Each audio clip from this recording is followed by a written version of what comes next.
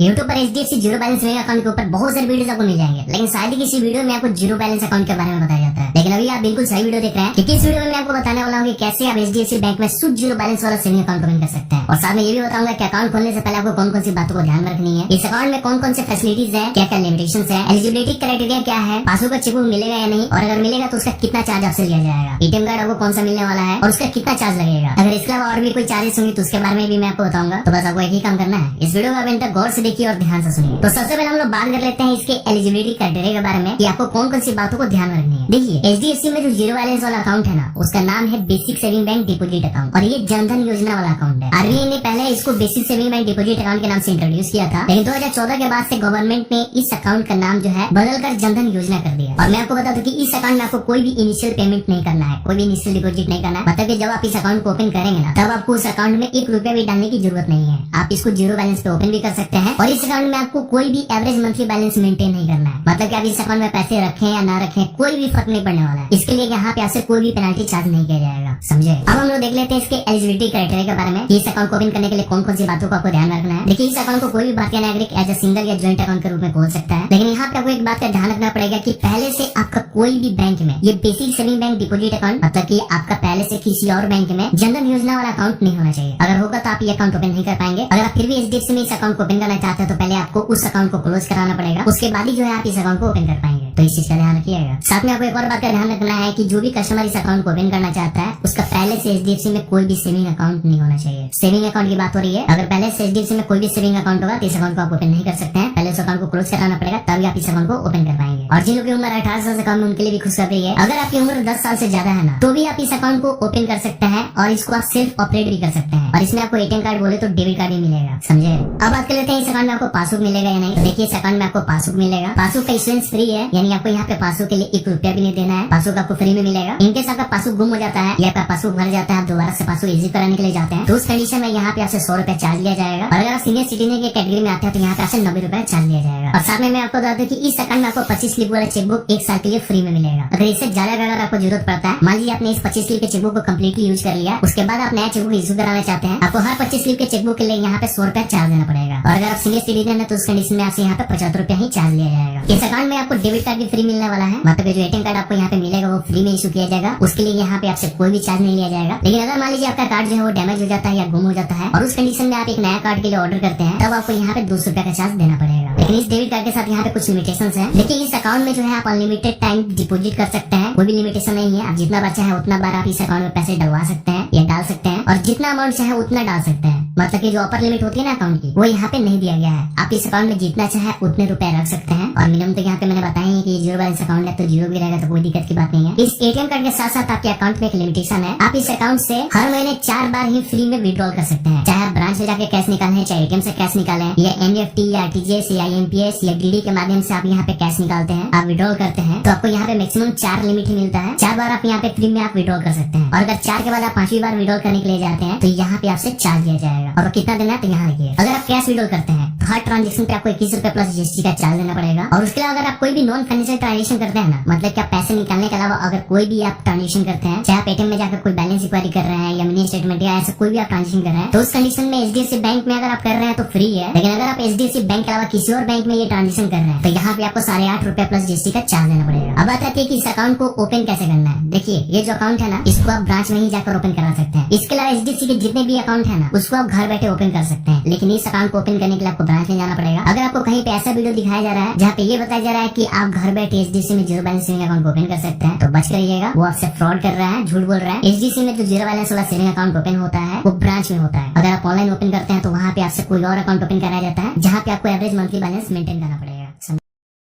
Banking information video अच्छा लगा तो डीजे निमिष कुमार दिलदार यूट्यूब चैनल को सब्सक्राइब करें और साथ में बेल आइकन दबाना ना भूले, जिससे आपको नई नई नोटिफिकेशन मिलता रहेगा।